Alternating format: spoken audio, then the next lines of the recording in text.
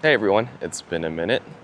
This is my 2026 Tesla Model Y Premium rear-wheel drive. I upgraded from a 2023 Tesla Model 3 rear-wheel drive to this baby here. I'll go ahead and show you guys around the vehicle and what I think so far. So here is my 2026 Juniper Edition Tesla Model Y Premium with the rear-wheel drive here.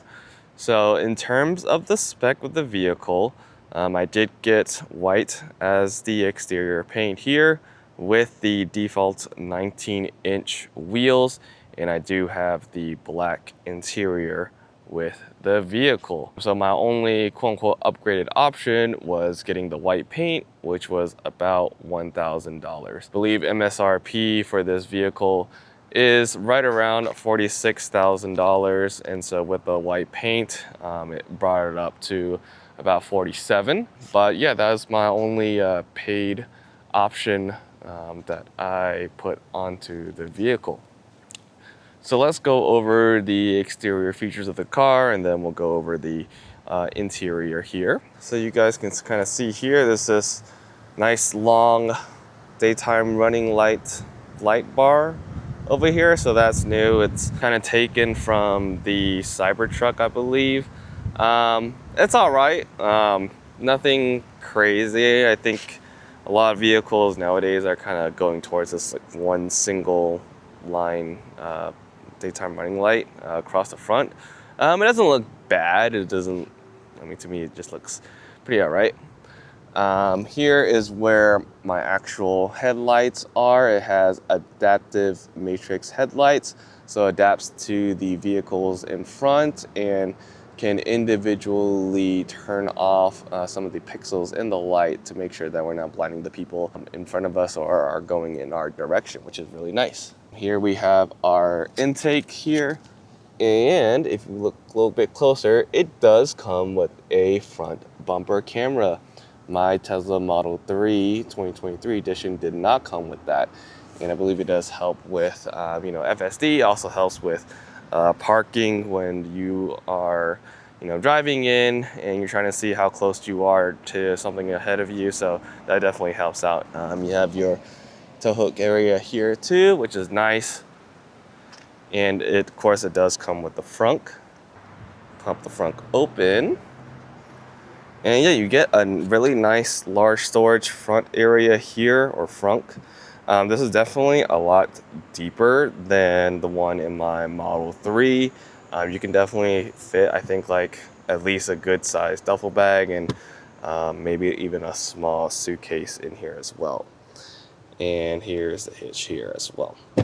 You got your windshield fluids over here, and I believe up here is where the HEPA filters are, which is really nice. And the frunk is of course sealed, so it does have these this rubber insert to help cover the frunk. Looking at the side here, I would say this is where the Tesla Model Y kind of looks the same from the previous version. The Juniper Edition here, at least from the side, pretty much looks almost exactly the same, especially from, I think, from the A pillar over to the C pillar here. Just looks pretty much exactly the same, but I wouldn't say it's a necessarily bad look, but would have liked to see maybe something slightly different, but overall still looks pretty solid. You still have your side repeater camera here. I would say one change that they did add is to the side mirrors, this little indentation here. This does supposedly help with airflow. And then if we go towards the back, I would say this is, for me, this is probably like the best looking part of the vehicle is this back area. You have this long light bar going across in the back. You have the Tesla logo right here, and the light actually shines down on this reflective part of this back piece here, so it just kind of shines down the light when you're driving down at night. You do have your backup camera here. They did move the license plate area from the middle, I would say, like of the hatch down to the bottom piece here. So not really, a bad looking back at all, I would say. At first, I didn't really like it, but then it suddenly grew on me. So I think for me, this is definitely the best looking part of the vehicle here. And if I open the trunk opens up nice and big. And so I would say this is probably one of the biggest reasons why I upgraded from the 2023 Model 3 over to the Model Y is look how much access I have to the trunk area. The opening is nice and wide, so I can really, put stuff in and not have to worry about trying to fit things through like the smaller entry area of the Model 3. So this is really nice here. Surprisingly, this is all carpeted right here. Model 3 was all kind of plastic, and I believe in the previous version of the Model Y, this was also plastic. And I believe so recently, for this Juniper edition, they did increase the amount of carpet that you have around the trunk area. Same thing around the sides here. The car doesn't come with any liners here or covers, but I did buy some off of Amazon. These seats do automatically fold, which is really nice. So if I press both buttons here, they will drop down, which is super nice, super convenient. I don't have to go around and push these seats back with just these two buttons here. I can just have them go down, and they do automatically go back up as well. If I click it here, nice. I'm gonna have to fix those backseat covers there. It looks like it's not adhering properly, but I'll fix that another day. You also get a sub-trunk area here and also a parcel shelf. I decided to put the parcel shelf down here for the time being, but it does come with it. And if I move this out of the way, you can kind of see how spacious the sub-trunk is here. And they did make these cutouts so you can, if you're not using the parcel shelf, just easily lay it out here, out of sight, out of mind. So yeah, really nice trunk area here. Biggest reason why I want to upgrade for myself. So yeah, really loving this trunk area. And of course, automatic lift gate here. Nice. Before we go over the interior of the vehicle, I do have a couple of fitment issues around the exterior of the vehicle, and I'll go ahead and show you guys that now. My biggest, I would say, gripe or issue that needs some fixing is this rear door here. Not sure if it will show on camera quite well, but it is slightly out of alignment. It kind of seems like from where I'm looking, the door is kind of like popped out a little bit, even though the door is fully closed. And you guys can probably get a better look if you kind of see here. So you can kind of see that this portion of the door here is kind of jutting out a little bit, and then also about here as well. Gonna have a Tesla service take a look at it. Hopefully they can, make a small adjustment to that and get that realigned. It did rain today, but it didn't seem like there was any rain that was coming into the vehicle. So it doesn't seem like this will be affecting, how properly sealed the door is. But do want to at least get it properly lined, because again, it does make it look like the door isn't properly shut here. The other thing is, I think my driver's side door might be pushed in a little too much. This might be a small detail. I might just ignore it, but I mean, I paid so much for the car, might as well get it properly looked at. Is that this line right here, especially when you get to this point, the door is pushed in pretty far in, and I can feel the gap difference here. Now on here, it feels fine. It feels flush, it feels aligned, so that's great there. If I check the passenger side, it's still recessed in slightly, but it's definitely not as bad as the driver's side door. So definitely want to see if I can get Tesla service to take a look at those two doors and hope that we can, get these addressed. Here we have the rear of the Tesla Model Y. Pretty spacious. back seat area. I don't really have a lot of passengers that sit in the rear seat area, but when I do, it's great that I have, have more leg room and more headroom for everyone that would sit back here. Going to the door, this is a nice addition. So it has like a LED light here. Definitely didn't have that in the previous version of this vehicle or in my Model 3. So that's a nice addition to have there. You have the speakers, you have the electronic door latch, the window switch here.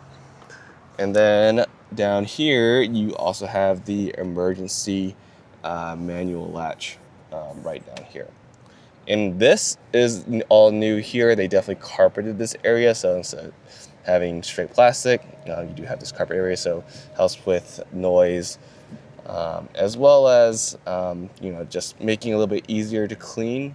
Although I think it might actually make it harder for me to clean with all this plastic, and not just this area, but even around the trunk area. It's not like a quick, easy wipe. So especially since I have a dog, a lot of fur would probably get stuck around this area. So it might take more time for me to clean that part of the vehicle. This part here is like a micro suede material.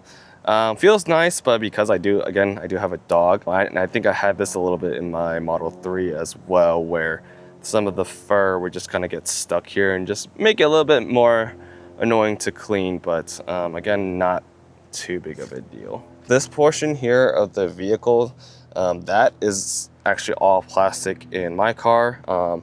Again, they kind of carpeted this area to help with noise, which is fine.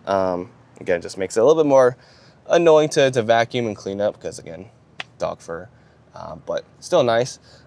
Seats are perforated, but they are not ventilated. You do get heated seats back here aside from the middle. The middle seat does not have any perforation and cannot be heated. You do have your cup holders here, nice addition. And you do have a back seat pocket on both sides. And the best addition is having the rear screen. Again, I don't have a lot of rear passengers, but it is nice if I do that. They can turn on the AC if they want it. They can control their own temperature. You do have to control the vents through the screen, but once you have it adjusted, I feel like it's fine. You can also access YouTube, Netflix, some multimedia options in here as well.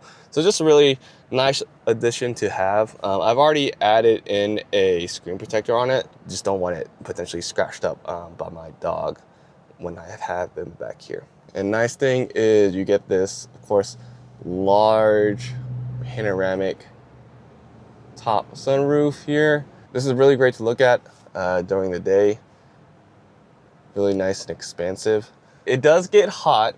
Tesla did upgrade the tint on the roof here, and I think it is better. It definitely doesn't radiate as much heat versus my Model 3, but I still bought a sunshade, and I think that should be coming in any day now to help with heat rejection.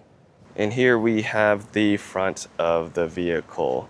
Again, coming to the side of the door here, you still have this LED light bar here. You have your speaker set up here. You have this fabric material insert here. Nice touch.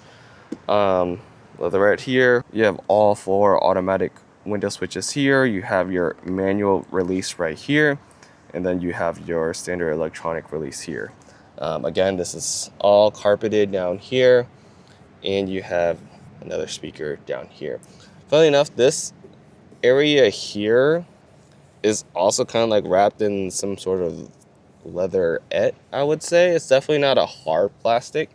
So nice touch. Coming to the seats here, these are perforated. So the front and passenger both have heated and ventilated front seats here, so that's really nice. These are definitely stiffer than the ones I had in the Model 3, but they're still comfortable nonetheless, and the fact that they are cooled is a really nice addition. You have your seating adjustments here. You can go forward, you can go backward, adjust the back here, and you do have, of course, lumbar support. Now let's go ahead and hop into the vehicle here. It is hot. I'm going to turn on the AC. All right, I do have the AC set on low, so hopefully you guys can still hear me, but you guys can see the whole light bar just kind of goes around the vehicle. That's pretty nice, and of course you can customize the colors as well. Do have your sun visors here with the standard mirror with lights. You do have, I believe there's like a capacitive touch light here. So yeah, if you just simply touch them, they'll go on and off. Hazard lights here. Kind of hard to see, but you do have the interior camera right about here. And of course, the rearview mirror. I will have to say, the back window view right there is absolutely atrocious. That thing is tiny, so it might as well not exist because of how little you see back there. I mean, it's there. I generally don't look out the back like that, but the fact that I have such a small view is pretty bad, but you know, I'll get over it. All right, here we have the wheel. Tesla did add a little bit more functionality onto the steering wheel here. You have your light setting here. You have your windshield wipers. You have the camera button here, and you have your microphone that will enable the interior car functionality such as Grok.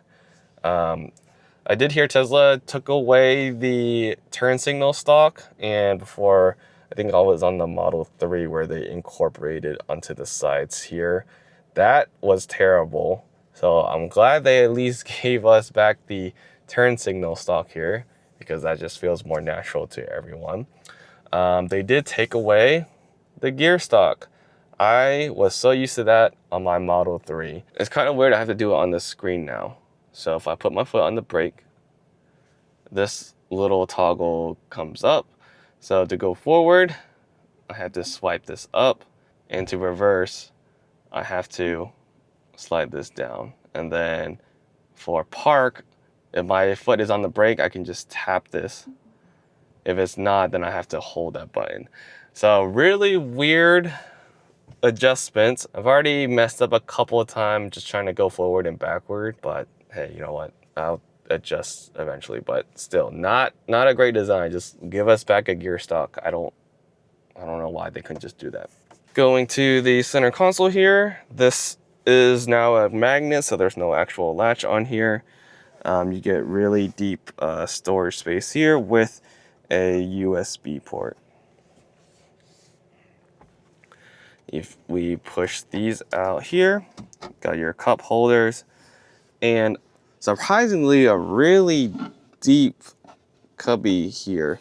I believe this is actually a little bit deeper than the one in my Model 3, but yeah, definitely a lot of storage here.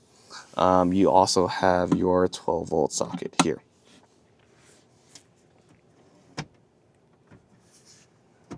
It kind of closes up nicely. You have your wireless charging pads here. I don't use these at all. In the Tesla, you can turn off the functionality of, you know, having these on and charging your phones.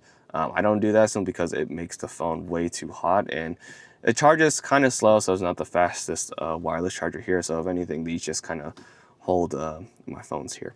To access the glove box, you do have to do it through the screen. And this glove box is comically small. Like, this is so much smaller than what it was in my Model 3. Like, you can probably fit like maybe like an instruction manual here, like the ones here, maybe like some other small forms of documentation or whatever. But yeah, you do not have a lot of space in this glove box. If you see back there, that is our USB stick for the Sentry Cam footage. So very nice to have. And I believe this is magnetized. Yep, just kind of snaps back into place there. So really cool. Going to the dash, you do have this fabric trim here. If you get the white interior, I believe this comes with the white trim. as well as of course the white seats, but also this micro suede material becomes like a white leatherette. Now we go to the centerpiece of the vehicle, which is the main screen here. You can kind of see that per Tesla, they try to minimize everything, and for the car, this is where everything kind of lives, adjusting the steering wheel, adjusting your side mirrors, controlling the dynamics of the vehicle. Your speedometer sits in this corner as well. You have your HVAC controls down here at the bottom with various apps that you can access. So this part of the Tesla hasn't really changed. Now I did wish that Tesla would maybe down the line, they might add like a second display right here. It would be nice to have behind the steering wheel here. But I mean, I've gotten used to this center look of Tesla, so it's not that big of a change to me. There are pretty much no hard buttons here aside from the ones that you get on the steering wheel. But the screen is pretty responsive. This does have the Ryzen chip. And because this vehicle does have hardware 4 or AI 4, I do have access to V14 FSD. I did some small tests with it. It's definitely a very scary experience for me personally, simply due to the fact that I use auto steer or center lane previously on my Model 3, so that's pretty much all I needed. Just kept the car in the middle of the lane. So using FSD, where the car will turn, stop at lights and stop signs and adhere to other vehicles, is a pretty frightening experience. So I might make a whole new separate video on my FSD experience. The card, because this is brand new, it does come with 1 month of FSD for free as a free trial. So definitely gonna try to take advantage of that. Another thing that they recently changed was also the headliner. This used to be all gray, and they recently changed this to all black. So no matter what interior color you get, the headliner will entirely be black, which I think gives a nice premium touch to the vehicle. This is just an introduction to my Tesla Model Y that I recently just got. Again, pretty big upgrade from my Model 3. The interior is definitely a step up from the Model 3. Of course, not only do I get more cargo capacity, but I also have more space in general. The vehicle sits a little bit higher up, so I get more of a closer to an SUV type feel, but still, being relatively low to the ground and have some more spirited driving. Yes, I know I do have the rear wheel drive, but really only need the rear wheel drive just for the range efficiency of this vehicle. The rear-wheel drive, I believe, is the most efficient Tesla Model Y variant there is for the premium edition. I know Tesla has their standard Y variant. Personally, for me, that didn't fit what I was looking for as an all-encompassing vehicle. I would be missing out on some of the features like ventilated seats, which is what I really kind of want, especially living in a hot state like Georgia. Especially right now, we're constantly hitting at least like mid-90s, which is kind of crazy. But hope you guys enjoyed my first impression of my Model Y. I've only had it for about a few days now. So I plan to do a little bit more content about the vehicle and my experience in it. And who knows, maybe we'll be checking out other vehicles as well. But I appreciate you guys for watching, and I'll see you guys in the next one. Man, my lips are chapped.